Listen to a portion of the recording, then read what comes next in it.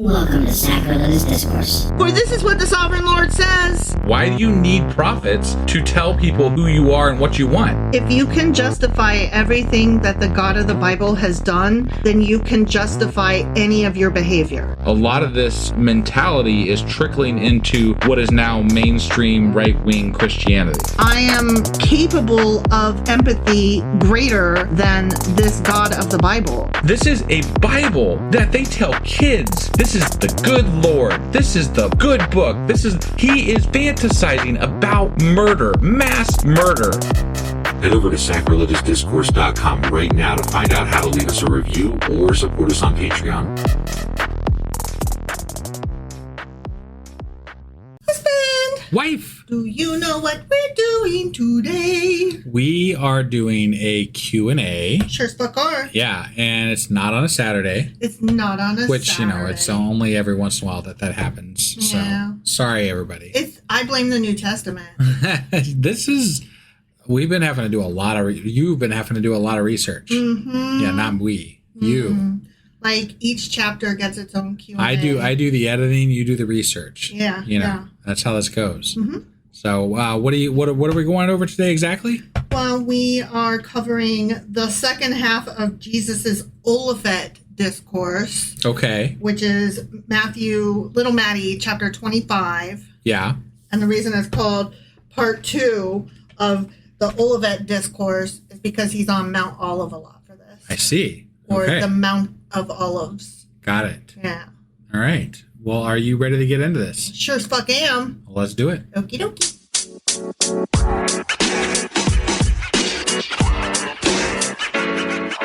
All right, hopping into this Q&A covering Little Matty, chapter 25. Matthew 25. All right, let's do it. This chapter is whack. I mean, we got 10 virgins and talents and shit like that. That was, it started off pretty, bad. It was just crazy. It was bad. Just bizarre from beginning to finish. Anytime you invoke virgins in a story. And the virginity of the characters aren't even relevant. It really wasn't. Like, there was no need for that. Right. We could have been talking about circus clowns. Right? It could have been, it could have been anything, but no, we're like 10 girls who ain't fucked. Right. That was important in no way whatsoever. It seems very important to the Bible, actually, just overall. It's very important to a lot of men. How tight is that pussy? And it just seems to be a ownership status. Some might even call this like the stemming of this problem with society type thing. You know, right? Like it's still happening. It never goes away. It didn't start off good. It's still not great. Yeah. Anyway. So chapter 25 simultaneously contains some of the most beautiful humanitarian ethics in the New Testament. Okay. And. Right, the and is important here. Right. So we've got on the one end, humanitarian, rah, rah, rah, sis, boom, bah. And on the other hand, some of its most frightening, judgmental imagery. Right. You're going to hell forever, die. Yeah, humans are awesome and also fucking die. Yeah. That's the message. The whole chapter is always be prepared, stay ready, keep working, take care of people, and use what you've been trusted with. Because Jesus may arrive and or return unexpectedly, and when that day comes, he'll separate everyone according to how they treated vulnerable people. Is this the chapter where they the prophet makers and all that, and where they get the gold? Yes. Don't not make a profit. Yes. You gotta be a good, you got a good little capitalist. The parable of the talents, it's called. You gotta be a good little capitalist. Yes. Yeah. Yes. But then Jesus, according to the book of Matthew, wraps all of that advice up in some spectacularly threatening story. Right. He's like, do these things, just be good, be decent, take care, wait for me kind of thing. Right. or else die forever Gnashing and of be teeth punished. and shit Yeah, and yeah. all that. It's pretty over the top. It really was. Yeah. It really was. Yeah. It's not the friendly Jesus the buddy Jesus that I imagined. It's not you know? buddy Jesus. It's very American. Jesus is too woke and he wants to get you. It's not that Jesus saves image that you see everywhere. Right. Yeah. It's mean Jesus. It's mean Jesus. I do not like mean Jesus. It's asshole Jesus. All right. So this chapter gets split into 1, 2, 3 parts. 3 parts. Okay. Yeah. And the first part is about the 10 virgins, the parable of the virgins. Yeah. Okay. The next one is the parable of the talents. And then the last one is when he separates the nations. I just wanted to point this out because we have fans that have pointed this out, that they really love it when you flip pages. I know. And you just flipped a lot of fucking pages. I didn't do it quietly either because I knew somebody out there would appreciate it. Here's the thing. I have to print my notes because I flip back and forth through them. And I do everything on my phone, not a laptop, not a tablet, literally my phone. Yeah. And it's very difficult flipping pages back and forth to, do my thoughts and my ideas and everything on a phone. And it's also, I have fat thumb syndrome and I tend to accidentally scroll. And then I just lose my fucking place. Yeah, that's a problem. So you used to keep your notes on the phone. Yeah. That was problematic. Yeah. And so halfway, 3/4 of the way through the Old Testament, I would say 3/4 of the way through the Old Testament, I started printing. Yeah. And that's much better. Right. Okay, that's way off topic. But anyways, that's why you hear the flipping of the pages. Sure. We got the parable of the 10 virgins and the flipping of the pages. Right. Okay? Yeah. So the thing with the virgins, again, their virginity status is not... It's not relevant in any way whatsoever. Right. 5 of them are wise virgins. Because they remembered the oil. And 5 of them are unwise. Because they didn't remember the oil. Right. And so this part is about the necessity of being constantly prepared to appear before God like any second. Mm-hmm. You never know when God's just going to go and pop out of nowhere in a jump scare. Okay. So they go out to meet a bridegroom at a wedding, right? Okay. So I did have some questions, as did you, about but why virgins? Yeah. Why did it matter that they were unfucked? Yes. I don't understand. Yes. The Greek word is parthenoi, and it is usually translated as virgin. Okay. But it can also just mean young, unmarried woman, kind of like synonymous. And so we're supposed to be understanding this less to be about virgins and more just... These were some fucking bridesmaids. I'm just going to say this because I feel like if that's the case, that the newer versions of the Bible should update accordingly. Yes and no, though, because then it would also lose, I'll give you another example where the language was changed to make it easier to read, but to me made it not as good. In the next section, we're going to cover the parable of the talents. Our translation automatically changed the word talent to gold. So we read it as gold. We didn't even have to worry about talents. Yeah. Had I not known the book, had there not been the little headline that said the parable of the talents, we would have had no idea that was translated for us. And we would have lost something there. Okay. So yes and no. I think that's why these Q&As are important. So we do get the original wording, but also some of the deeper, and this is what they actually meant by that. Because let's face it, young maidens were expected to be virgins. Sure. No, I understand that, I guess, but it's more to me about the fact that section is named the parable of the talents is just tradition, right? That technically is not the original wording. It was done in a different language. There's been so many translations since the original text. But it comes from the original Greek, and the Greek that is where our word talent comes from today. Okay. To have skills and things within us that we use that come naturally come from the same term. Right. So I guess I'm just saying that the name, to call it the 10 virgins, it could be the 10 young women. right? It could. It doesn't really sometimes, not always, maybe, but Right. sometimes there could be decisions made to say, I totally agree. we don't give a fuck what this section's called. It's about this, not that. The virgins are irrelevant. immaterial. Yeah, it's about 10 people. Right. And actually, even their gender is irrelevant, honestly. Sure. So it doesn't even have to be 10 young maidens. It doesn't have to be 10 bridesmaids. It doesn't have to be any of that. It could just be 10 people. Right. Right. That's kind of what I was getting at. Right. Not necessarily all of the stories, but like some of them, I feel like in a modern society, it hurts it to have things like the 10 virgins as opposed to the 10 young women. So or whatever. So the atheist and the historian in me 110% agrees with you.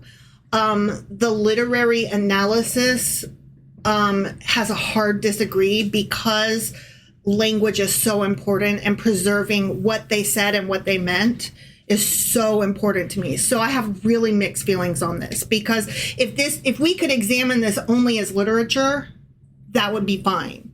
You know what I mean? Like we could keep the original language and it wouldn't harm today. It wouldn't be harmful. Okay. But because it can't just be examined as literature, right? That's where I agree with you. Yeah. That we should just change it because fucking people, and you know? Let's be honest, most people that are reading the Bible are not reading it for hard dissection. Yeah. They're reading it for church. They're reading it for a passing thing to do. So they want the virgins. Right. No. That's all I'm saying. Yeah. No, I agree with you. It's just it's hard for me to get on board because there's just a part of me that like my heart will always be with word choice and like in other religious texts we could examine it as just literature. Sure. And I hate that we can't do this here. Right. It's annoying. All right. So the virgins, right? It usually can mean just unmarried women and unmarried status. Basically, it's fucking bridesmaids. Yeah. Okay. And the women are generally understood as being wedding attendants waiting for the bridegroom, not women whom the bridegroom is marrying. So that was my mistake.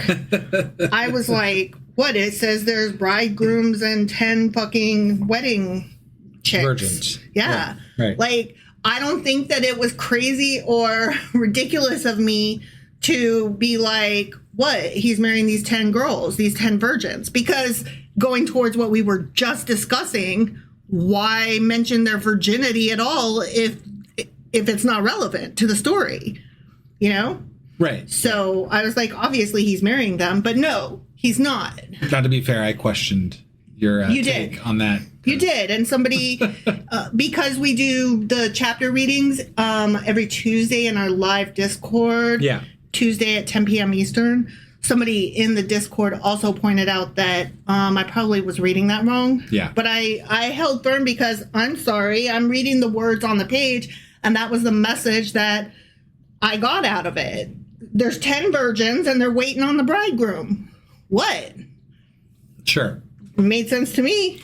Not me. I hear you, but I'm not saying that you're wrong. I'm saying that I wasn't necessarily wrong for thinking what I thought. Sure. No, and I gotcha. Honestly, that's on the Bible. Right. And this imaginary God who can't be bothered to make sure that his fucking words are clear in a book that we're supposed to say is his word. Yeah. You know? But we've gone over that before. Anyway, so there's 5 of the 10 virgins who are caught unprepared, and they are denied entry because the 5 prepared maidens are kind of selfish assholes. They basically say, no, you can't have our fucking oil. Go buy your own. Right? Yeah. And we're like, oh, that's mean. Right. And so then the unprepared women leave, and while they're gone, the bridegroom arrives, and he and the 5 prepared girls, they go in and shut the fucking door. Yeah. And they lock it, apparently. Right. And nobody else can get in after them. Sure. It's impossible. It's impossible to unlock the door and open it. Yeah. Okay? So the unprepared girls, they come back with their oil, and they're like, hey, assholes, we're back. Let us in. And the groom's like, bitch, I don't know you. Right. Right. I mean, he doesn't say bitch, but he says, I don't even know you. Sure. Like, why are you even here? Right. Like, I don't recognize you. And that's fucking brutal as fuck. Yeah. Because, like, obviously you do know us. You asked us to be your fucking bridesmaid. We just didn't bring oil. Sorry. Right. Whatever. But not bridesmaids. They're virgins going to visit the bridegroom. Right. They're attendants, which is essentially like what we would call bridesmaids, except that they're his attendants. Right. Which is why they're not bridesmaids. Right. But whatever. It's just a term. I would just, you said it. I just wanted to clarify. Yeah. Okay. But anyway, he's like, you were invited, but then you were unprepared, so now I don't even know you get. Right. You don't get to come in. And they're like, the fuck, man? Like, yeah, you know us. Like, let us in. Right. Right? Elsewhere in the book of Matthew, we are given teachings that make his response super uncomfortable, weird, and wrong. Okay? Because elsewhere in the book of Matthew, it's like, yeah, let anybody in. Like, right. if they knock, you know. Well, and more important, like, this is supposed to be like a parable about heaven, right? Like getting into God's good grace or God's kingdom or whatever the fuck it is, right? Yeah. And here we are letting the people that didn't share their oil with other people who forgot. Yeah. We're letting them in. And we're kicking the other ones out. Exactly. And they all seem like they're all virgins, right? So they're all young women. Mm-hmm. That's what we're going with that, they're apparently. Chaste and well-behaved. But that's not enough. And so the selfish get in because they were prepared. Mm-hmm. And the forgetful get left out because they're forgetful. And see, that is what we read out of it. That's not what we're supposed to take from it. That is what we took from it because that's what it was. But that's not what we're supposed to take. Oh, okay. Because up to this point, Jesus has repeatedly emphasized generosity, hospitality, caring for strangers, giving to people who are in need, loving one's neighbor, not even knowing who might be important. Sure. Like, we just saw that. You know, you never know who's going to be... you know, in the end of this chapter, he's going to like separate the people and tell them anytime you fed somebody, that was me. Yeah. So you never know, right? Right.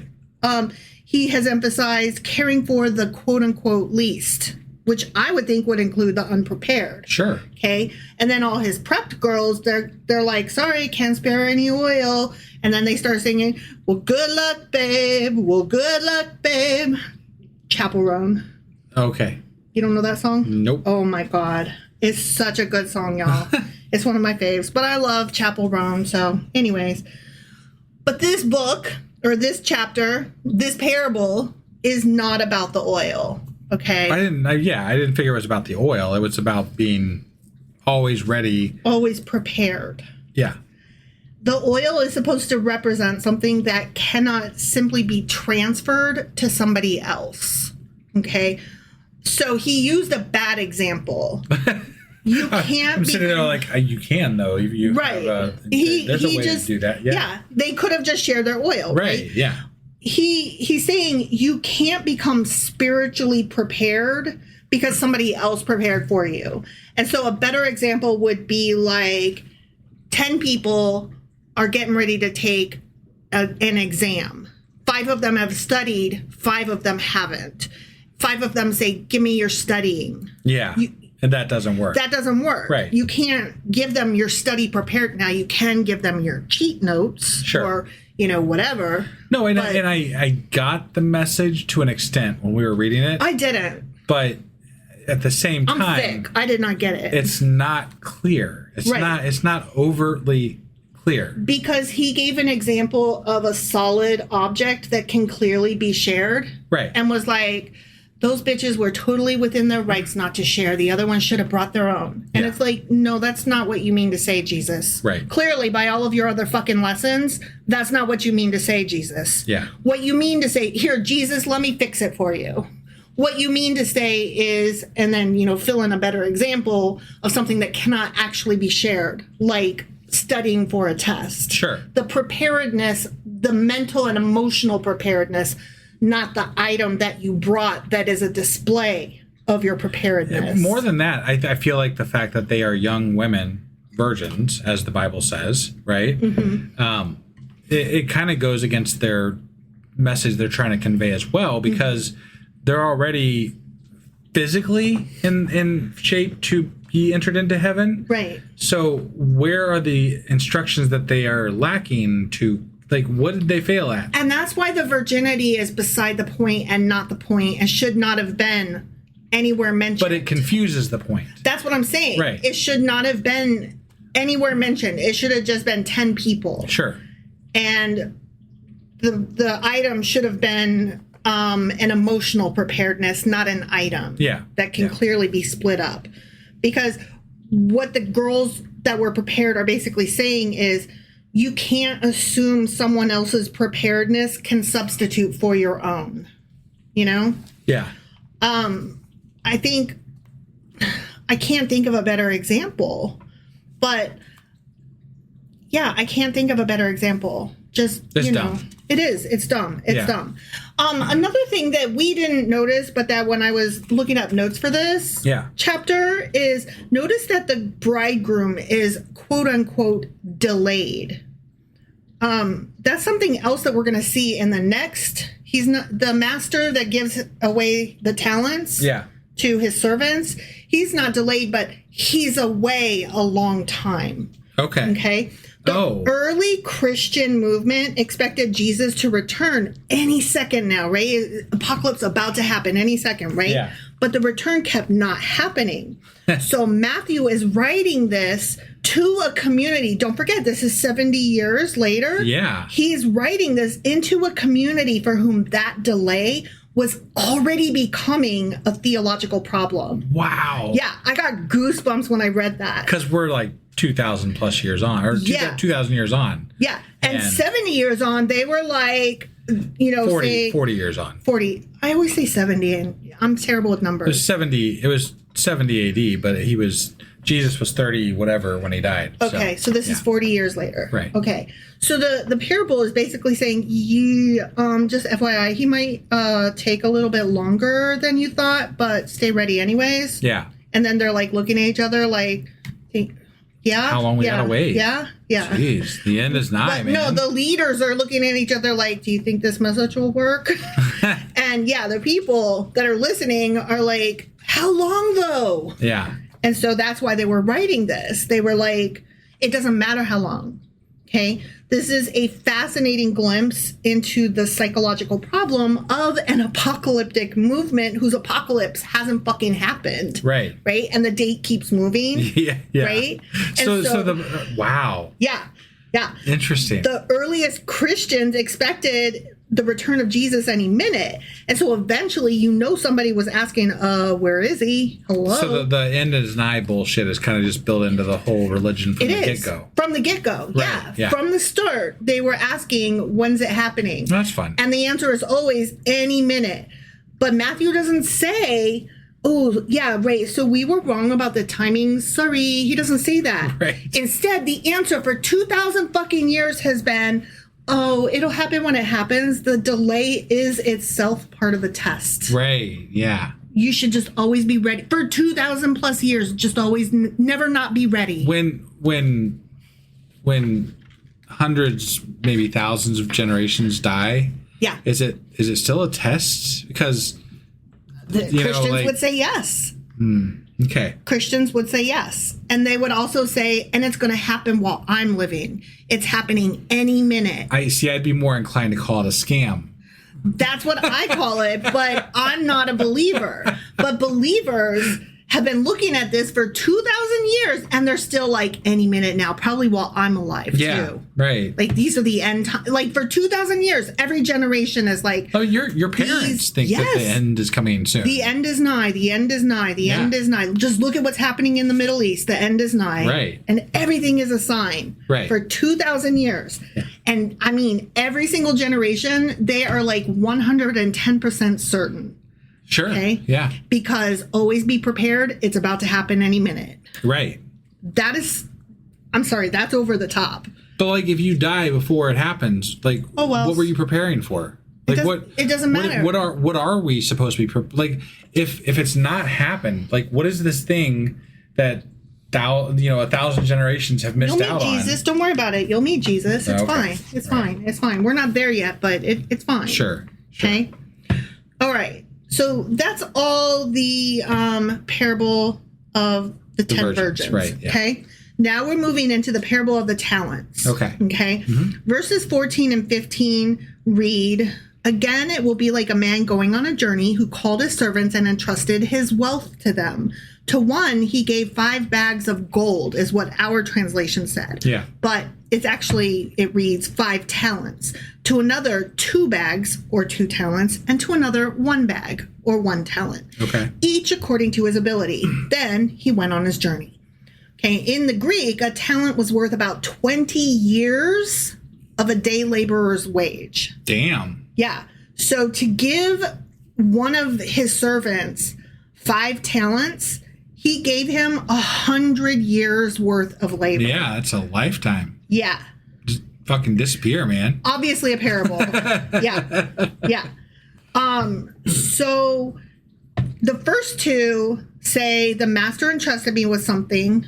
I'm going to actively do something with it. Sure. The talent, the gold. I'm going to do something with the talent that I was given. Can you? Okay, I want to put myself in this scenario here. Can you imagine somebody giving you a lifetime of money and saying, "I'm entrusting this to you," Nope. with no instructions, and then it's up to you to decide what to do with it, and then you go and invest it all?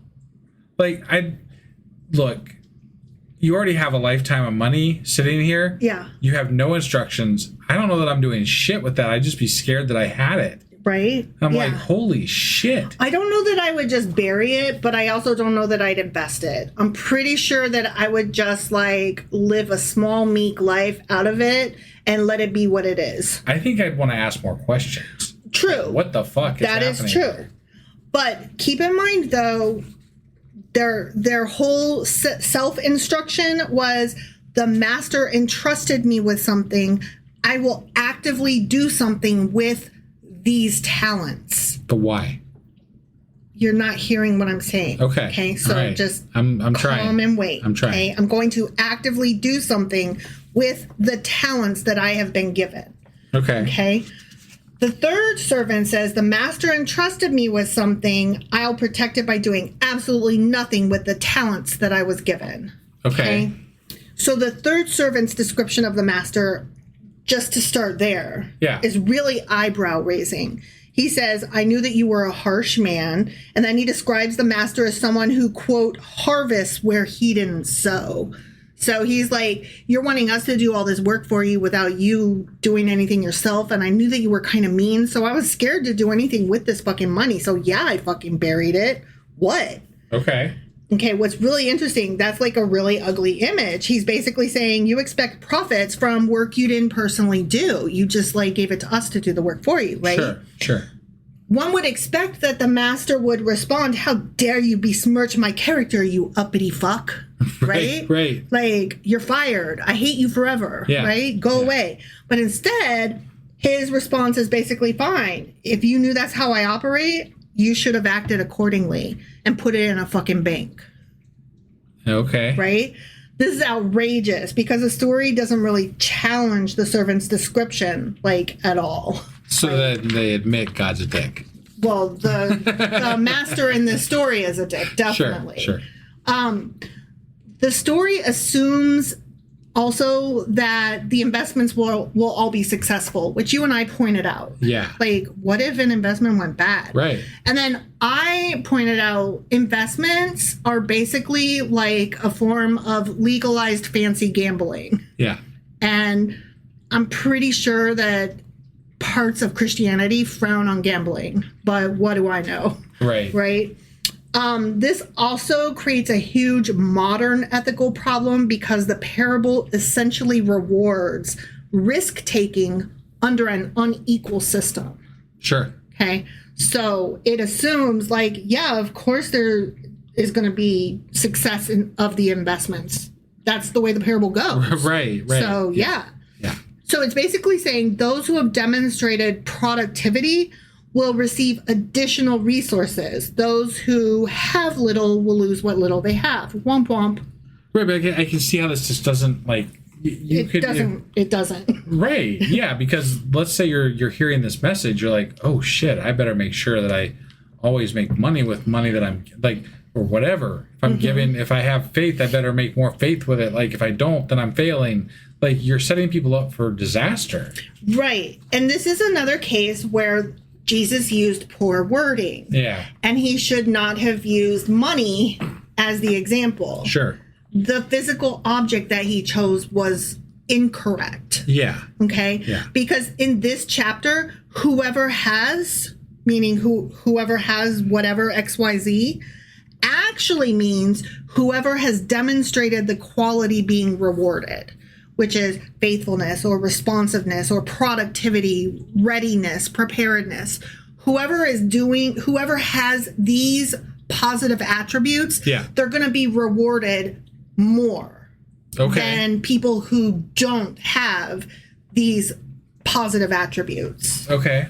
That's what he means. Okay. And by talents, that I was really trying to emphasize that. Think of talents less as the money that Jesus says, the gold, and more as how we use the word talents today. Okay. Okay. I have given you talents. I have given you positive attributes. Yeah. And you've done nothing with them. You have let people starve. You have stood by and done nothing to help others. But he gave one guy, the guy that got the least amount of talents, right? Mm-hmm. He expected a little bit. Sure. According to your ability. Okay. He's like, I didn't expect a lot from you. I just hoped for a little bit. And I gave you a little talent. I gave you a little light in your heart, and you did nothing with it. You fed nobody. You helped nobody. You didn't prepare for me. You did nothing. Okay. That's what the parable actually means. But you have to know all of the deeper meaning of the words. Parables are not great. They're not good. His word choice and his examples are terrible. Yeah. I should not have to dig this deep to figure out, oh, you just want people to be nice and be good. Yeah. Okay. What you're saying is God is giving you gifts inside your heart, not actual physical fucking gold and because the analogies oil. don't match up when you bring them to their logical conclusions of what you were actually dealing with. So it's just really bad wordplay. It's so bad. It probably made more sense to the audience, and it probably made more sense in the original Greek. Okay, maybe. 2,000 years later, we are trying to untangle this, and Christians are like, invest money. And it's like, that's not what he meant, bruh. Yeah. He's not talking about money here. Right. He's saying money, but that's not what he means. Sure. You got it wrong. Sure. Here's a little side note that I found interesting, and I pointed this out a little bit. The master in this parable suggests banking as the quote-unquote safe option. Yeah. Actually, you pointed this out. Yeah. This is a hilarious detail because Jesus' story casually just casually puts out there the existence of banking and interest-bearing deposits. Yeah. And that is like, he's like, it's fine. It's the worst case possibility, but it's still fine. That's normal. You could have at least done that, right? Yeah. This completely overlooks the complicated biblical history of lending with interest. Right. Which it is Jewish law. Yeah. At some points, anyway. In the Old Testament, in Hebrew law, it is not okay. Yeah. The Hebrew Bible contains prohibitions against charging interest in certain circumstances, particularly when lending to fellow Israelites in need. Yeah. But Matthew's parable treats earning interest through banking as the obvious fallback. I mean, if you do nothing else, you should at least do that. Like, it's fine. This is fine. Yeah. And, I get flack every time I say it, but Jesus was a bad Jew. Oh, sorry, but absolutely. he was. Yeah. And I know that he was just another Jewish element. Well, thunder has entered the chat. Apparently. Shit. Wow. Okay. So let's try and cover this last section before we lose electricity to some kind of magical... God's like, how dare you? Now, to be fair, about noon today, I received a notification that Southern Ohio is due for flooding. Yeah. And everybody on the neighborhood app was like, it's not even raining. The fuck are you talking about? Yeah. Which I found hilarious. Sure. So, I mean, flooding was going to happen. How does flooding happen? Rain. So I knew rain was coming. I just didn't know what happened right in the middle of the fucking podcast. I'm just saying, like, it ain't God, y'all. The weatherman said this is going to happen. It was funny because it was like kind of came out of nowhere. I'm like, whoa. Right. All right, so let's move on to the last one. Hilariously, the judgment of the nations. Yeah. Okay? Yeah. This is the manner in which God will deal with the righteous and the wicked in the judgment of the great day. Remember, he's going to have the goats and the sheep, and he's going to separate them, and then the ones on his right hand and the ones on his left. And sure. Which one is good and which one is bad? Sure. No, I'm asking you, which one is good, which one is bad, right or left? I mean, according to God, the left is bad and the right's good. Yeah. And sheep and goats, which one's good, which one's bad? Sheep good, goat bad. You got it. Yeah. You passed the test. Right. You prepared. You're going to get into heaven. So when Jesus is speaking, he creates this is like a little bit irrelevant to the section. This is just something that we noticed and pointed out. Yeah. He creates this third person character. And we're like, why are you referring to yourself in the third person, you fucking weirdo? He's like, the Son of Man who will come. And he refers to this guy over there, and it's like, you. You're talking about yourself. Yeah. You are the guy that will come. Yeah. Right? But Matthew's presenting Jesus' identity through all of this apocalyptic imagery, rather than simply having Jesus announce, I'm God, and when I return, I'm going to sit on the throne, and I'm going to judge the fuck out of you. Yeah. Okay? And it's like, but why, though? Why can't you just... But the answer is within the other two parables, because Jesus is never fucking clear. And furthermore, God is never fucking clear. And furthermore, the Bible, both versions, old and new, are never fucking clear. You know why? Because man wrote it. And guess who's not fucking clear? Mankind. Especially 2,000 years ago, man. Just as much today. Have you read anything Trump has said? It can only good happen. Yeah. Fuck off. Or fucking what's her butt saying be best? God. Yeah. God, these people. No. Wait, who says be best? What's that? Melania. Oh, that's right. That's right. Yeah, she said sorry, be I best. couldn't remember who was. Yeah. They're all stupid. Sure. It is hard to keep straight. Yeah. I have kind of adopted that as my unofficial ridiculous motto. Be best. Like, I've always said, try to be the best version of myself I can be, and then I shorthand that to just be best because it's fun and it makes me laugh. Sure. Fucking Melania. All right. So anyway, what is this third person bullshit? The background here is actually important and kind of lends to why. Okay. Daniel, which we have talked about a lot in this stupid chapter or in this stupid book. Right. Often refers to, quote unquote, one like a son of man who comes before the Ancient of Days and receives authority, dominion, and kingship. Thus, Jesus refers back to Old Testament folks, and he repeatedly uses Son of Man as a self-reference. Sure. Because Matthew's like, see what we did there? Right. We did some Old Testament shit. Yeah. See how we got the Hebrew Bible up in here. Right. Okay? So it must be real. Sure. Right? Yeah. Matthew's basically saying Jesus is the earthly speaker now, but the apocalyptic Son of Man is the heavenly figure who will appear in glory later. Same guy, but like not dead yet. Okay. So it's like a literary / theological way of separating Jesus's present earthly role from his future eschatological role.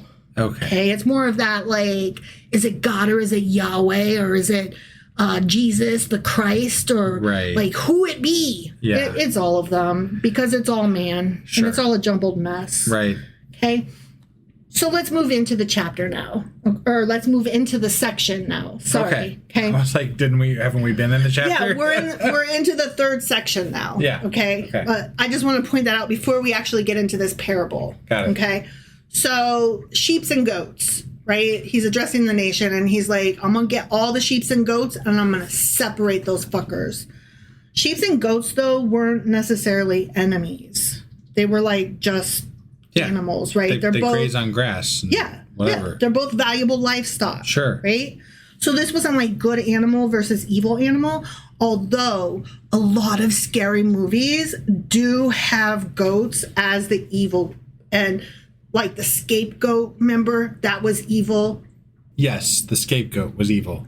So the goats are usually scary, even though they're like not actually evil. Yeah. But this separation is probably based partly on practical herding realities, like how they herd the animals. Okay. Since they couldn't be kept together, or they could be kept together, but they could also be separated when necessary, like depending on what season it was or what the animals needed or whatever, right? So Jesus here is using a very familiar agriculture kind of image to sort a mixed group. Okay. He's not saying like bad here, good there. He's just saying these ones that do this over here, these ones that do that over there. Sure. Okay. What I find interesting is that, yeah, the animals aren't evil, but he's about to go into how, but the ones represented by the goats are. Right. So I'm like, it doesn't matter. And with the imagery matter. from, like you said, the scapegoat and stuff like that from the Old Testament, like it, you know, the amount of times that they reference goats is bad and it's already sheep is been good. It's already kind of implanted. Yeah, it's shorthand, but it's good shorthand. Right. And I'm like, you could tell me all you want that it doesn't matter, but clearly it fucking does because he keeps doing it. Yeah. Right? Yeah. Well, the Bible does too. That's what I mean. Yeah. Yeah. So basically he judges them and he separates them and he's like, the reward is going to go to the ones on my right hand and the judgment and condemnation is going to go to those on my left hand, right? Sure. And then he drops a huge bomb because he states that the criterion for judgment does not rely on the following, okay? It's not any of the following questions. Did you have the correct theology? Did you believe the correct doctrine? Did you believe in Jesus? He doesn't ask those questions. Okay. Okay. Here is where he says judgment will be dependent upon. Okay. All right. This is... It's important for those who want to get into heaven, right? Yeah. You got to know this shit. Other books and even other chapters might say different. But here in this fucking chapter... I bet they do, even. I bet they do. But here in this chapter, it doesn't matter if you believe in Jesus. Here in this chapter, judgment will rely upon the following criterion. Did you feed hungry people? Did you give thirsty people something to drink? Do you welcome strangers? Do you clothe naked people? Do you care for sick people? Do you visit prisoners? He's saying, are you helping the needy? Are you good in your heart? Are you a good guy or a bad guy? I was just trying to think which ones I'd done. I think I've done everything except for visit a prisoner. Yeah, So, I was going to say we've done a lot, but we might want to add that to our list. Make sure we get into heaven. Unless you count like animals that are caged up in like animal shelters. Yeah, that's true. Those are prisoners, right? But they're not people, and they don't have souls according to them. I know, right? Yeah. So Jesus says, whatever you did for the least of these people, you did for me. And this creates some interesting tension with Matthew's other material, because Matthew also contains plenty of emphasis on believing in Jesus, obeying commandments, producing good fruit, being ready for judgment, accepting Jesus and following him. Sure. So we've got this like, but are you basically a good person? Versus, are you a good person and are you a Jesus freak? Right. And that is where a lot of stress comes from, because a lot of your more progressive Christians are like, just be good, you're fine. Well, and that's we've been railing about this the whole time through Matthew. The consistency is not there. There's no consistency. Right. There is zero consistency with messaging in this book. And to try to understand and pull out any type of theology from this is maddening. Yeah. Like it's just not very well presented. Right, because this final exam looks a lot like humanitarianism. Sure. You know? Sure. Which should be fine. And it's something I've always said. Right. Like, I try to be a good person and I try to be good to others. And I try to give right up, past the point of what I should be given. Yeah. And I think that is fine for me. If there is some kind of afterlife, which I don't believe in, I would like to think that I will be judged not too bad, not too shabby. Well, and I've talked about it in previous episodes years ago, even, and like some of our specials and what have you. When I was younger, I wanted to try to be Christian because I was in an area that was very Christian, and it would was have been just helpful. Easier to be that group, right? Yeah. And when I couldn't figure it out, when I didn't know what, I'm just like, well, if I'm a good person and this is real, then I'll be fine, right? Like, surely that'll be enough. And then you find out, no, it's not enough. Well, but like, who the fuck? I mean, like, why does it fucking matter? Like, why does God care? Why would you be part of any religion where a God, any God, cares beyond the fact that you're a good person about who you're having sex with and what you're doing with, whatever, and like how you identify as a gender or whether not. you eat shrimp and wear mixed clothing, like how long is your hair, why? tattoos, that kind of stuff. Can we just stop at good person? Like, that seems like enough, right? It should be. Feel like it does. It should be, because it seems awfully hard for a lot of people to just be a good person. Right. And then obviously that's a subjective stance too, right? Like, what is good to one person might not be good to another person, yada, yada, yada, yada. But still, it's just, it angers me. It angers me quite a bit. It just seems to me it shouldn't be that hard. Right. Yeah. Especially when the next part that we get to in this chapter, it finishes off with the bit about eternal punishment. Okay. So he doesn't just say, just be a good person and you'll be fine. Right. He says, just be a good person or else I will fucking kill you and punish you forever. Yeah. And it's like, hold on, slow your roll, guy. Right. That's a bit much. Yeah. That's overkill. Yeah, this bit about, like, throughout that we're heading into more now with the eternal punishment shit. Yeah. And there's questions really about that. There's questions about the translation of that, actually. Oh. Yeah. The Greek adjective is derived from eon, aeon, like where we get the word eon. Right. It means an age. Okay. Which is commonly translated as eternal or everlasting, but we don't know that that's what an age means. There's significant scholarly and theological debate about how precisely the term functions here. Because we don't know what they meant by that. Sure. So there's how long is the punishment? We're not sure. It depends on what you mean by an age or an eon. Yeah. Like, we still use that term today to just mean, like, really long fucking time, undefined. Yeah. Like, oh, I had to wait for eons, right? Sometimes, yeah. No, I agree.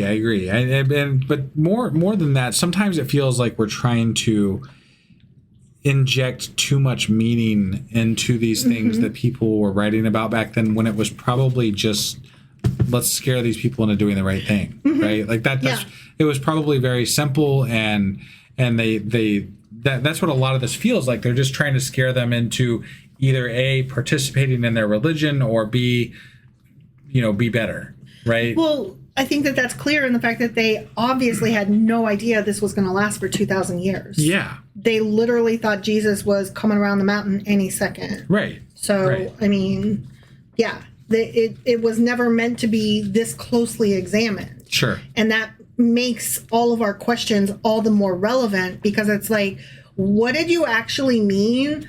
But moreover, did you even really mean it? Right. And would you have meant it still, or would you have rephrased it had you known that we'd still be talking about it 2,000 years later? Right. Because to me, that's an important question. That matters. Yeah. Like, sure, maybe you said what you meant and you meant what you said, but would you have any problem clarifying if you knew that it would last 2,000 years? That to me is so important. Right. And of course, there's nobody alive to ask. So obviously. Yeah. If Jesus would just come back, though. I mean, if God would just, like, stick his head down and give some clarification. Yeah. There, doesn't take much. So there's several major interpretations of the final judgment. Okay. Based on how we interpret the word ion, aeon, eon. Sure. Okay. First, we get your traditional eternal conscious torment, which is the wicked suffer forever. And that's the easiest and most childishly simplistic way to look at it. Sure. They said everlasting, they mean forever. And I like to think of wicked people getting their skin peeled off over and over again, like what happened to Dean in Supernatural when he went to hell. And that is just really cool with me because I am so cruel that I just love the idea of people getting punished forever. Right. That is awesome. Right. Okay. Then we get your annihilationism / conditional immortality. Okay. Okay. The wicked are ultimately destroyed rather than consciously tortured forever. Okay. I'm not sure where they would get that, but it is easier to swallow to imagine that eventually they just kind of burn up and disappear. Yeah. Like, to me, that is like a guilty conscience. Like, I want them to go to hell, but I don't want them to like suffer forever. That seems like overkill. It seems, that's a bit much. Then we've got your universalist interpretations, which again are way forgiving. I don't think that there's good context for it, but I see why they go here. Yeah. God ultimately reconciles everyone.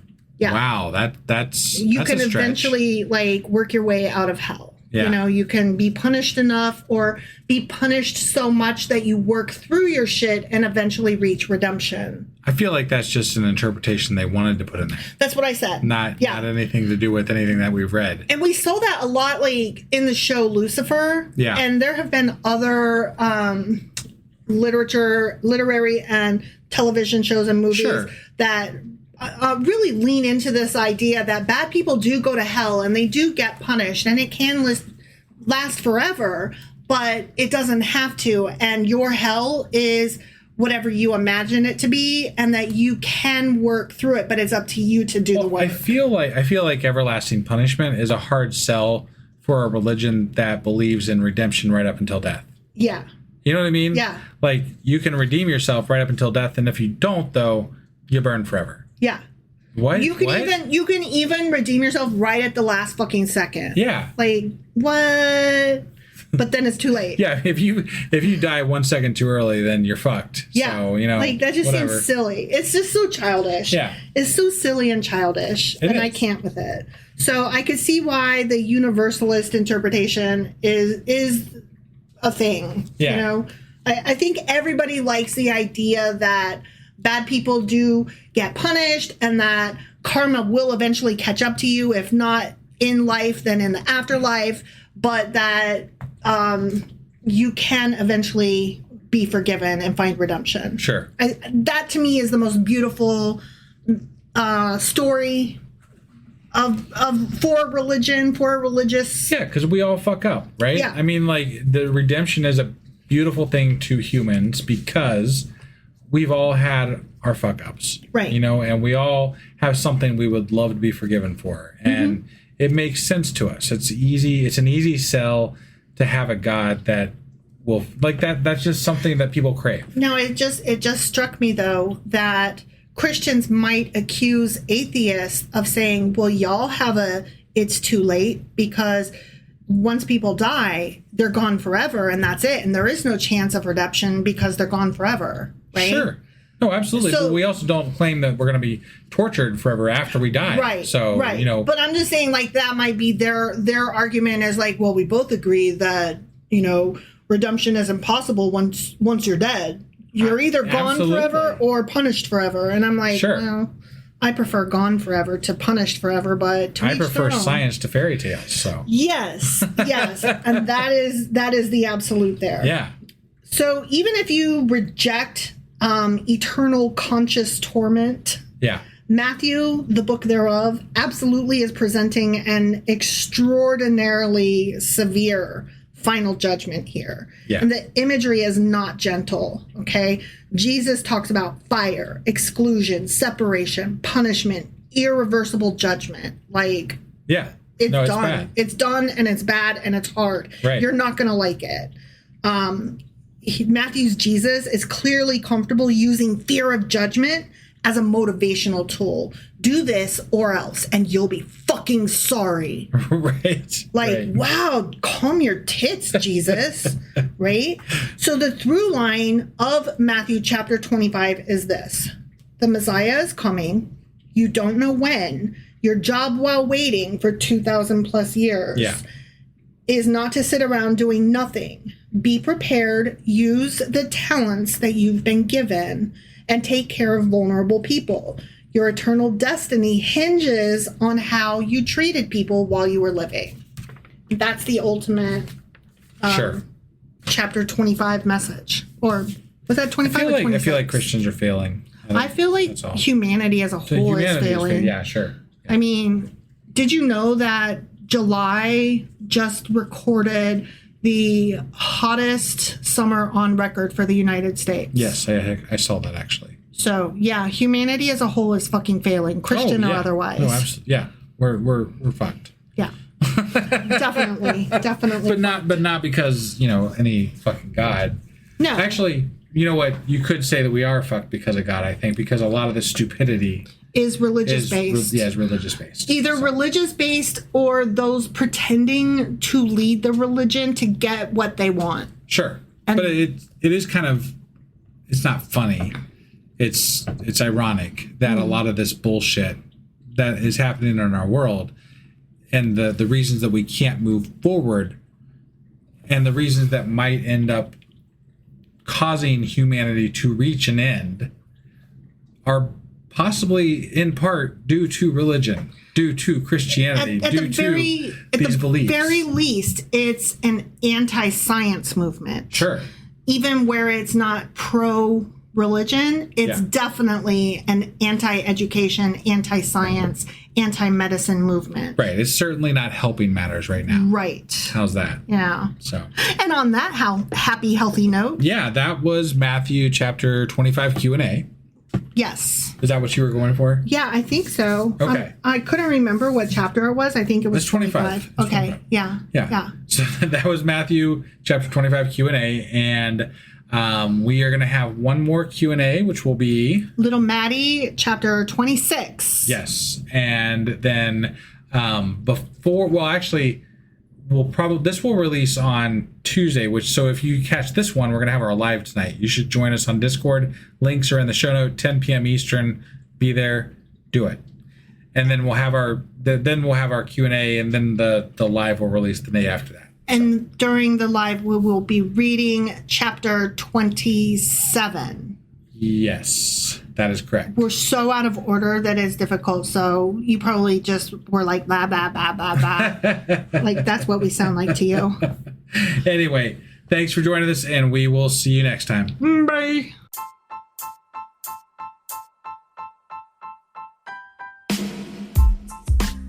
Hey, wife, I guess that's the end?